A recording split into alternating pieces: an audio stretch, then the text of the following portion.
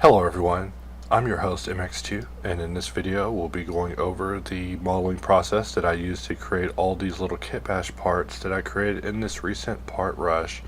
This is part of the robot leg series where I just haven't got around to actually using these parts in action, but I wanted to just kind of record a video before the end of the year, just kind of monologuing and just going over the modeling process for creating these parts so far, even though they haven't, come into use yet. But without further ado, let's go ahead and jump into it and begin.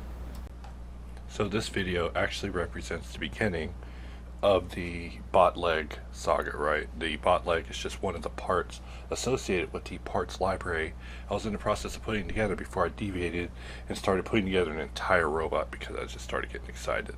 So here we are, starting off from the beginning because canon is important and must be preserved. So here we are. So starting out, I wanted to basically do a series of objects demonstrating the C# workflow and also the conversion to Subdivision workflow, because I believe both of them are viable depending on your needs in this day and age. And I was hoping over the course of demonstrating this that people would be able to have a discussion on the efficacy of different workflows and approaches, and we'd be able to just have a good old time, right? Just modeling some stuff. So that was the purpose of this. I started off doing this at like 4 in the morning, which is my favorite time to work. I don't say that like I'm complaining. I'm just saying now that I'm an old man, waking up early is awesome, and just having energy is also awesome, But anyways, focusing on the work at hand, just getting in here and with something like this, a dial, I think converting it over to Subdivision just works a little better for me. But really it doesn't matter. In the end, it's down to the shading, right? So you can argue until the cows come home on which way is right and which way is not right, but really as long as you're in there experimenting for yourself and trying it, that's all that matters. So here I wanted to create a dial that was less of a count, and usually that's something difficult, but this time I was able to do it without difficulty. And even though I just kind of sped through it, I was actually quite proud of that moment. So here I am naming the file as a PartRush, because it is basically a PartRush. I was just rushing through, modeling some parts, and I just got really obsessed with that robot leg. In fact, right now around my desk, all sorts of books, and in these books I see the answers. I went through a terrible computer catastrophe over the last couple of days, and I just spent that time just really reflecting on future plans and what would be best for my channel, best for the users, for the products, all that stuff. And I think I came up with a dynamite plan for this next year that will result in content that users will both want to see, be educated by, that will help them, and also maybe improve the state of things. So that was another thing that I reflected on was, are you making content to reduce the anxiety in the world, or is it to add to the anxiety of the world? Because now we have found out that there's definitely a market to marketing anxiety and selling fear, right? And I think that there's also a market in the opposite of that, of just focusing on motivating people and getting them to a goal. And that goal isn't even in the direction of a commercial product, right? It's in the goal of human betterment. And I think with the way that the world's going, might not be the worst plan. So here I use my favorite double bisect in order to spin, and I'm spinning it in order to extract these segments so that I can turn this into a different type of object. And this part was something I really want to come back to. Like, I think at this moment I basically was inventing the radial decap method of shape extraction.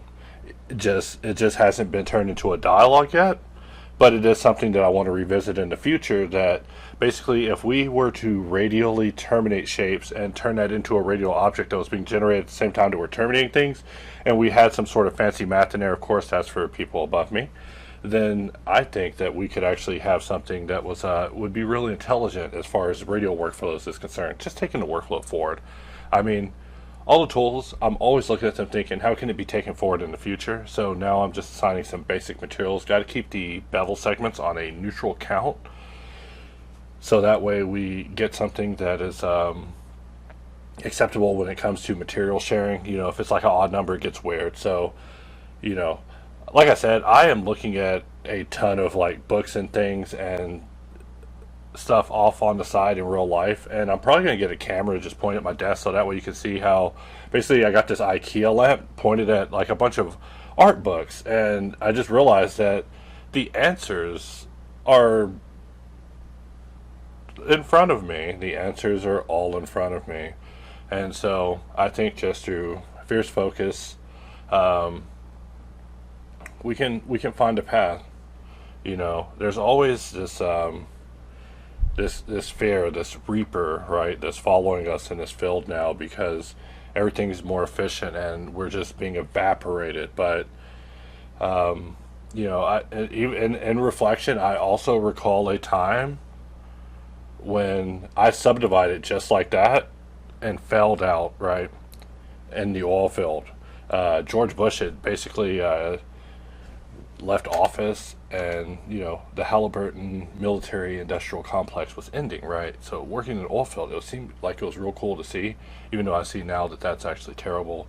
Halliburton being involved in nation rebuilding was a terrible idea, but that aside, I departed from the oil field because I saw that that field was basically collapsing, right? And all the people that I left behind, they remain because they weren't young like me. They weren't thinking of, oh, we should just jump fields suddenly and retrain ourselves. Instead, they just hung in there. And a lot of them who didn't foul out from getting too many DWIs, like seriously, DWIs is an oil field problem, um, became managers, became supervisors in companies, ended up doing very well. Not saying I should have hung in there, but I did preemptively leave. And I think that you know, before contemplating such a thing, there's evolution. There's evolution that can be done, and you know that's something I'm always thinking about. I'm always thinking about, you know, when will we begin to get the assistive benefits, right, of artificial intelligence, because you know it's able to definitely replace everything that is shown. It's like, hey, check this out. It's like, oh yeah, I can replace that. It's like, wait, I don't need you to replace that. I need you to enhance it. Like, no, I can replace it. It's like, no, don't do that. Actually, I'm greedy. How can you replace it? You know, and that's the problem. It's like the devil, right? You are looking at it. It's like, you know, I could replace all that. It's like, how much money can you save? It's like, I can save all the money. Oh yeah, yeah, I can save all the money. And then it's the devil's deal, right? Because in exchange for saving all the money, what does it do? It trivializes everything and makes it worthless. So, you know, right now, parallel to our field, there's like a controversy happening in rap where basically rappers are collaborating with AI. So, I mean, Outlet Interface needs to get a chance to collaborate with some people so he can start singing some Death Rabbit lyrics. But it is showing that there's changes happening parallel to us that it's just interesting to see. That's all. I mean, Sora came out. Sora turned out to be nothing, you know, because of the desperation of the company and because GPUs cost so much to use. You burn all your credits just to get a competent result with Sora. So we're good to go there.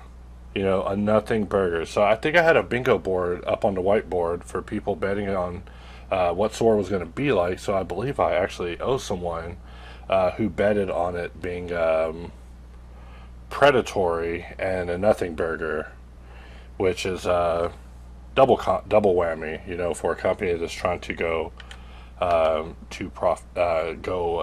for profit. So continuing on, we're just in here, just solving. You know, solving is just one of those things. You know, every time I look at myself solving, I'm thinking about how I could have actually done it better, more efficiently.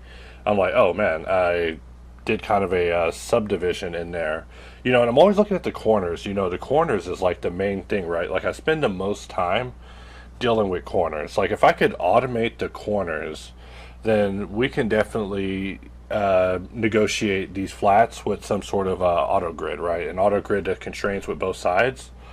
But when it comes to this next year, of course, most of my endeavors, of course, remain the same. Got to continue on with workflow enhancement, because giving up is just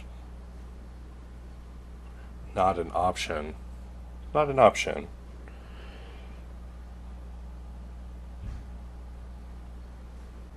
Just getting in here, removing all the red, and also reinforcing these edges. I was looking at myself. I'm looking at myself. Look at myself. Watch these edges not get reinforcements, knowing that under subdivision they're going to collapse like nothing. Of course, triangles aren't the worst. Triangles are just collapsers, are just terminators of flow to me, and as a result, they aren't as severe to me. So just like that, another part corrected over to subdivision, which to me is its own reward. However, if you asked me to make additional changes to this mesh, now that it's been converted over to a fine subdivision mesh, I would look at you with a side eye and say, "Grr, that's terrible," right? And that's the thing about subdivision, right? Is making changes to it gets more difficult, and that's always something that makes it daunting, you know. And that's part of this whole subdivision journey for me, has been improving my ability to commit to a shape, right? Because that's the main thing is, you know, how do you finish a model, right? Well, part of finishing a model is committing to a shape, which is the hardest part. It is so difficult to commit to a shape, to look at a shape and say, yes, this is my final shape. I will now give the next 500 hours to this shape, and to look at that shape and be like, all right, I will give the next 500 hours to that shape, and further progress it, take it on to the next level. I'm talking about in terms of making spaceship vehicles, things like that. You know, you would start big and work your way into something smaller. But here we are jumping onto the next shape, which, starting off with circulars, is always as fun for me. But I'm just taking just favorite looking parts and just testing it out. Like right here, I realized that having polygon not able to do what's called the low bevel, which is where it bevels the segments on the side on low counts, should be an option. And that's something that's a bit of an oversight. So there's a discussion being had on that right now, because it really should be able to be turned off. In fact, there should be a threshold, really, if the discussion continues. There should be a threshold where basically you say, hey, I want the low bevel to take place only if you're on 6 segments or lower. And then you actually are able to customize that behavior. And then you need to be able to turn it off, have it stay off, and then be able to turn it on at will. And that really shouldn't be too much to ask for, but of course, that is a lot to ask for. In fact, I'm talking about a major rewiring of an existing system that's integrated with a lot of other systems. So simple requests can sound simple and then turn out to be quite the engagement. So I must always be mindful of the things I just casually just throw out as requests. You know, I write the request, but it's the execution that is often the more difficult part. So development work continues. In fact, probably by the time that you're seeing this video, updates for HardOps, Boxcutter, and nSolve will be out, and I'll be doing a release log on the second channel, just talking about what's new in them. It's just a bunch of minor stuff, except for nSolve. nSolve is going through major things, and it will be integrating back into HardOps at a later time through some of the plans that we have for it. Hopefully, if they come to fruition. You know, I gotta have an asterisk now whenever I promise things, because, you know, with the future being so uncertain economically, and also, you know, internationally, you just never know what's going to happen.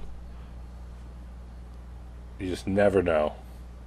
So here we are, just correcting another corner. I find myself focusing on a lot of corners, and I don't like that. I don't like that I have to focus so much on corners. So, but how do you locate a corner in order to begin doing a solve to it? And what would an automated solve to a corner look like? These are things that I'm thinking about as I'm talking to you guys in the middle of this video. In fact, this part was interesting because I wanted to basically solve this with a denser amount of geometry than the area in the center, but I also wanted to reinforce it. So here we see that happening, except that I'm seeing, as I'm watching myself, I guess the result was to get it circular, but if the result was to keep it in the form of that octagonal shape, then yeah, I would have reinforced it. But I don't think that was what I was going for there.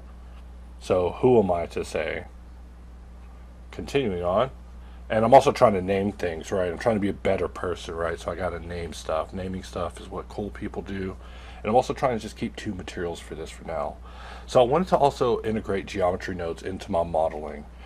Just casually, like that's the goal. I want to become a geometry node modeler. I want to model, and then I want to use little geometry nodes for certain things because I think it's awesome. And Blender's getting there. Like they're saying that they're done. They're saying we're gonna just have this as our system. We're not planning on making large changes to the infrastructure. And I mean, if that's the case, then yeah, I'm just going to start using it as a tool now. And this is me kind of trying to do that. So I was like, I want to make some sort of like integrated cable that can go in between joints and stuff like that. That would basically just be a series of hoses. So really, I'm just experimenting with grabbing the beginning and the end, which is something that I try something a little different every time. Like, how do I grab the end? How do I grab the beginning? No matter what the count is.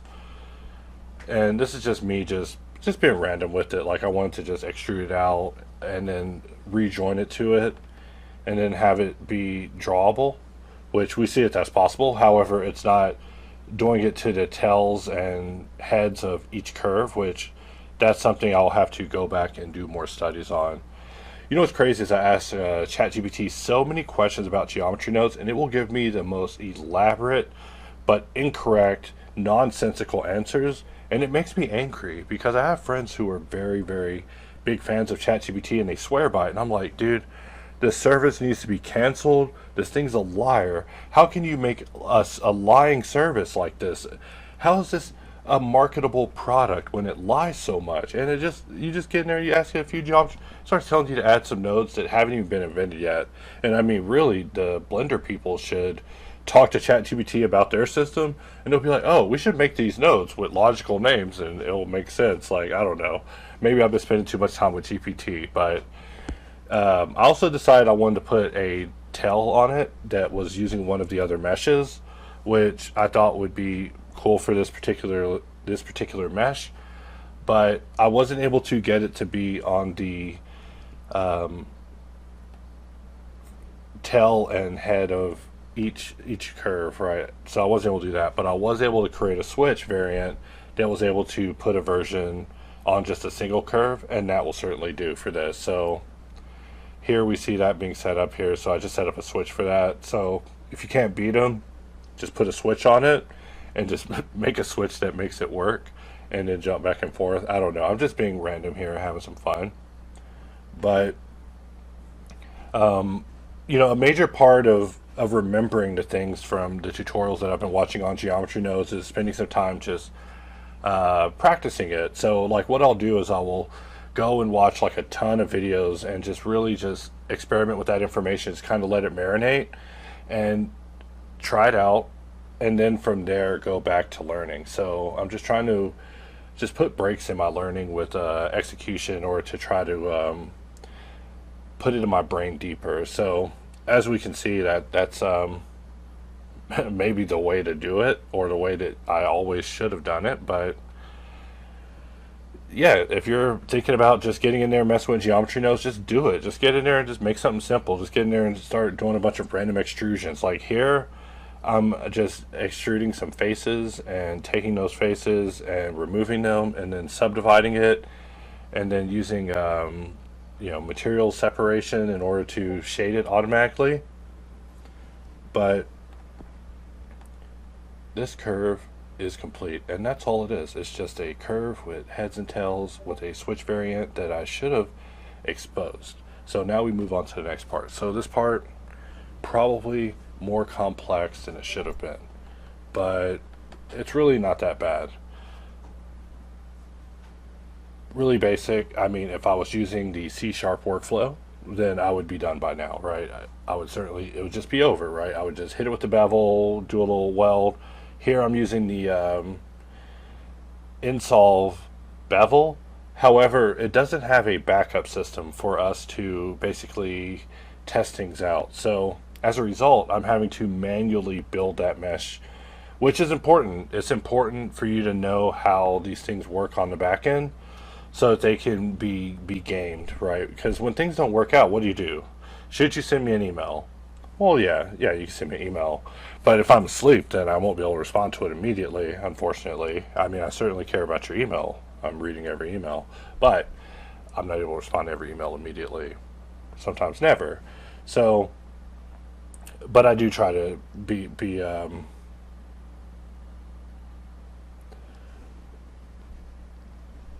proactive with getting issues dealt with, or at least issues that are impacting the user experience. I mean, some things just aren't able to be impacted. You know, I get a lot of messages about using emulate numpad and it just removing alt functionality. And I mean, you're choosing an option that removes alt functionality. So I mean, the only thing we can do is create systems that basically disable that setting on the fly, and we have it just disable it smarter and smarter on the fly, which turns out to be the solution. But is that a good solution? It's the best solution we've come up with so far. So, I mean, it's a caveman solution. Ooga, hit it with a rock is kind of what that sounds like to me. So, continuing on, turning this into a subdivision mesh, that is what separates the men from the boys. Just kidding. But, we took this mesh out in the wilderness as a Boolean mesh. We're coming back with a fur coat, Leonidas style, right? Like, hey, look at this mesh now. This mesh is ready to be used for something. And then I use a little bit of hops tool. You know, hops tool is always under discussion. You know, it's not able to be entirely supplanted by geometry nodes, but there's definitely some things that can be enhanced by its usage and additional smart shapes that can be created using them. But for the most part, I think that hops tool, as long as it's working, it is functionally perfect. At least to me. I just need dots to move things with displace. I mean, it could work a little bit better in ortho, but hey, that's what the fonts would say, right? So use a little inflow, fill it in with a grid fill. Just a little inflow. Nothing serious. So jumping on. So we are moving to the next shape. I see that having a timeout of 10 minutes on my computer is terrible because I keep getting sent back to my login screen. I shouldn't get sent back to my login screen while I'm looking at my computer screen, so I'll need to raise that to 30 minutes. You know, if I'm idle for 30 minutes sitting here, I mean, come on, I'm listening to music here. But because of the computer situation, I have to think about if I want to leave this computer running 24/7. I don't know. I might be hacked by malware and be giving someone else Bitcoin with my GPU. I mean, sometimes my GPU will just start blowing very hard despite it not being used, and that's usually when I will reboot the computer or turn it off because, you know, why would the GPU just be blowing out of nowhere? Nothing's happening if I'm not doing anything. But focusing on the part at hand. So we want to give this just some basic materials just to assist with shading because, you know, when I put it together later, it will just be annoying to do all this to each individual part. But, you know, for each variant, I want to just try to do a little something extra, you know, in reflection. You know, I always go back to the type of exercises I would do when I would be working in a call center, right? And one of those would be just modeling a simple piece and then just redesigning variants and just experimenting with taking these variants and taking them to the next level. And right here, I noticed that circle needs to have an alt variant so that we can basically punch it all the way through a surface. This wasn't in the original plan, but it is in the plan now. So I'm happy to say that if you update to the latest version of nSolve, when you press Alt during Project Circle, it will now punch through the mesh on those cases where you need it. But, I always say that testing is how you find out what's needed. That's how you find out what's needed. Like, I don't just add things willy-nilly, It's through stringent testing. Also, there I am converting one of those C# shapes into a subdivision variant just to show what that conversion process looks like. But as you can see, it's really nothing. Like I said in one of the previous videos, when I first jumped over and started solving shapes, it was kind of difficult. I was like, oh man, how am I going to live like this? But the more I did it, the more I realized that that is the way things should be. So right there, you saw me bring out a join circle, and the join circle actually did a reverse bevel, flipped upside down. So that is another bug that I'm tracking. I mean, I'm always watching these bugs because, functional perfection is my form of art, right? Like, I want to make fine parts, but I also want the tools to be a form of art themselves, functionally working perfect as I'm working. And I mean, that's of course an eternal battle. It's like fighting off thetans. You just can't get rid of thetans, no matter how hard you pray to Lord Xenu. You'll never be rid of your thetans. You just got to accept that thetans exist and you don't want to have anything to do with them and get away from them. So there you saw me use an inset, but I removed the outer edge, and then from there start working the inside in order to just kind of protect the inside perimeter of this particular area of the geometry. Nothing to really talk about here, just loop-de-loop. And we are getting to the end of this, but with every PartRush, I always want to add a part that is regrettable. Instead of just doing all these parts and just having an easy time skating all the way through, I want to try to figure out a way to just make it painful. So for this one, I want to experiment with mirroring over to the other side and basically doing surgery on the mesh. So here I was able to merge things and get things to merge very nicely, working the corners using a little bit of join. Join has become a bit of a super tool. You see me sitting under join inside of nSolve, but join has all this functionality that is more than join. I go from vert to vert, right, on the mesh, but I hold Alt when I drag it off the mesh in order to cut through all the way. I can just drag it off the mesh in order to just have a line that I just draw freely. Here, I'm just experimenting with different shapes when it comes to using the mirror modifier. Because of the topology, I'm able to just kind of really just have my way with this and create a series of different shapes, even though they're all based off of the same thing. I mean, that is the point of creating these variants. I mean, between every round, I'm also giving it a little fun when it comes to using the space mouse. In fact, these power settings are just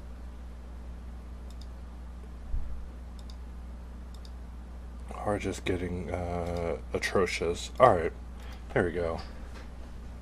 So now, no robot kibash kit, and I mean, this is just the first part of this. I gotta add to this and add to this and add to this and add to this until this is the most expansive kit ever seen.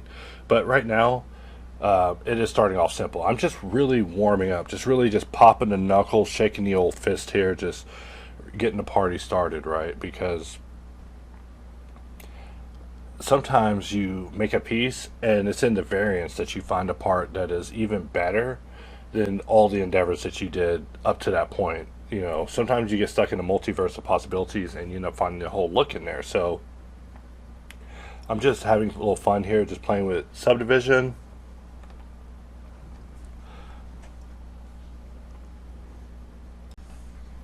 So now we near the end of this 30-minute lecture.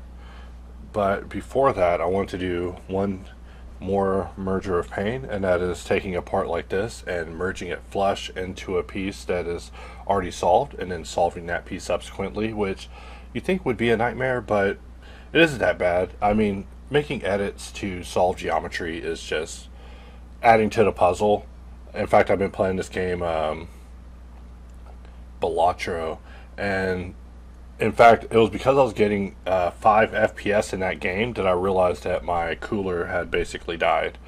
and my computer was dying, and terrible things was happening. I mean, the game is a card game, but we up the ante. We add more parts, and we just bool into it, and we solve that. We make that work with Subdivision. We just up the ante, and we go to the next round. Whether the ante's upped a little bit higher, we might apply it. Start solving text in there. Start solving knurls in there, and reinforcing knurls to hold on to the patterns and grates and hexes and things that are integrated into the surface. But really, I'm just getting ahead of myself here.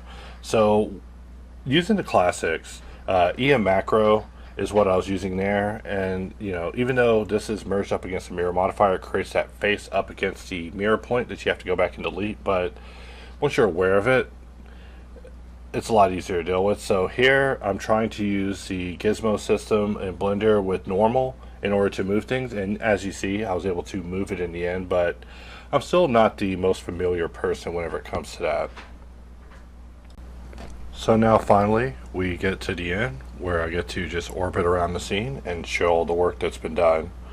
So I wanted to end this year by doing an update to all the products to set a good habit of keeping the products in their best shape, as has been tradition every year, but also to reaffirm the goals and to basically set forth with updated goals and stronger goals to further solidify our place in this world where exponential exceptionalism is being marginalized by the advent of new technology. So to fight against it, we have to rise up and become even greater ourselves. So with that, I end this video and I say Merry Christmas and Happy New Year's, and see you guys next time.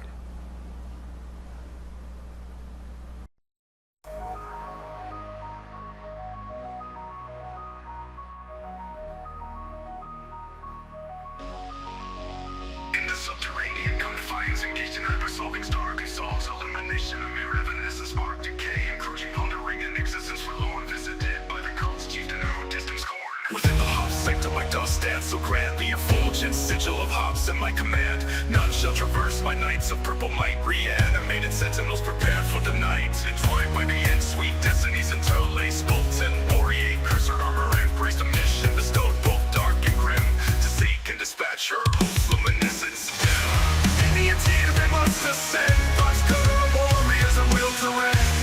Mind blade awaits Cthulhu's dread. Victory is sure as night does spread. Grim ascent, spectral nights fall. Marks of purple, herald their call. Facing the armored foe, a dread woe, sharing blaze but sinking low. The pinnacle observe his plight.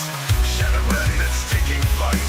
Vanquished by the pain of purple hue. His aspirations and dreams bitter doom. Chained by the sweet destinies entwined, molten gold, cursed armor confined, imprinted by anguish humanity's toll. In the abyss his soul's lost gold, burned by the infinite fragments disjoined. Touch of the blade, my resolve prolonged, incapacitated, minuscule as light, an endless descent, lost in the night. In the air he hovers with life and demise, dignity dissipated like shattered ties. Every inch he tumbles deeper in despair. I stand aloof with a honey glare. Bound by the sweet destinies conjoined, molten gold, cursed armor enshrined. In this descent, hopelessness embraced, tending at the tail of tailored favor. Every inch his spirit decays, darkness encroaches, hope's wavering rays. I am the sovereign of this nocturnal scene, with small and eternal dream. Chained by the sweet destinies entwined, molten gold, cursed armor confined, imprinted by anguish humanity's toll. In the abyss his soul's lost goal. When every blow lands earth his fall, marks of hope in the eternal night, falling deeper, ceaseless plight. Dreams and admirations fade from sight. Perchance this was fate's grand design, to shatter his spirit, to intertwine. In the shadows he discovers his place, an endless fall in this dark space.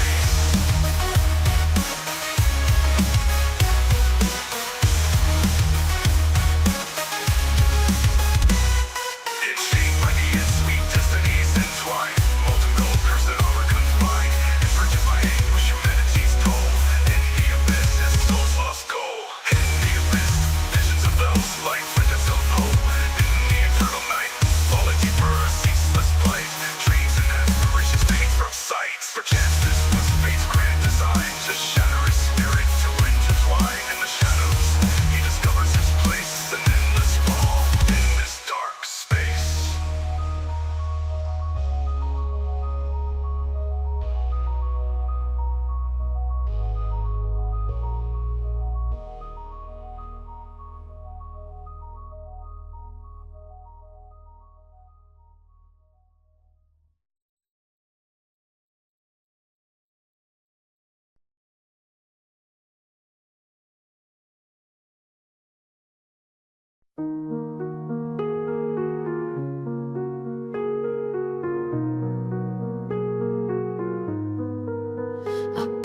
precipice beneath celestial strife, guarded by two, yet precariously bound to life.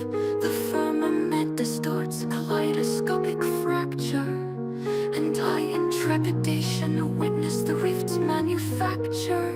Thrown by concussive resonance, my frame collides. The cosmic scene rends, and still I abide. Then comes awakening, breathless and torn, knowing thy sinister visage has yet to be born. Ah, thou pitiable sovereign, enmeshed in despair, I yearn to dissect, to rend thee with care. In reverie I dwell upon thy fragile dominion, eager to unravel thy corporeal composition. How art thou stitched, how dost thy sinews snap? Let us probe thine essence, dismantle the gap. Thy body a vessel, how far will it strain? Each shriek, each convulsion fortifies my domain. I shall excavate thy soul, observe its demise, for in death's sweet throes my pleasure lies. I descend into the void with no hero in sight. I shall beckon thee closer, extinguish thy light. Each doting of this crown I further recede, yet thou art drawn like a moth to my creed. I beseech salvation, yet encounter but pain. For now and forever thou art bound in my chain. Thy maledictions unhinge me, I stagger and wane, for in thy words I discern nothing but pain. This diadem vile, it binds me still. I plead for deliverance, yet none answer my will. Thee covet my ruin, to unfurl my frame, yet I in despair reach forth just the same. Tremble, thou sovereign, for my caress draws near. I'll excise thy flesh without remorse or fear. Thy form a mere vessel, thy soul my play. I shall disassemble thee till nothing holds sway. Death is my affection, my singular muse. In the shadow of oblivion, thou shalt lose. No hero, no deliverance, no reprieve remains. I'll indoctrinate thee in interminable pains. I descend into the void with no hero in sight. I shall beckon thee closer, extinguish thy light.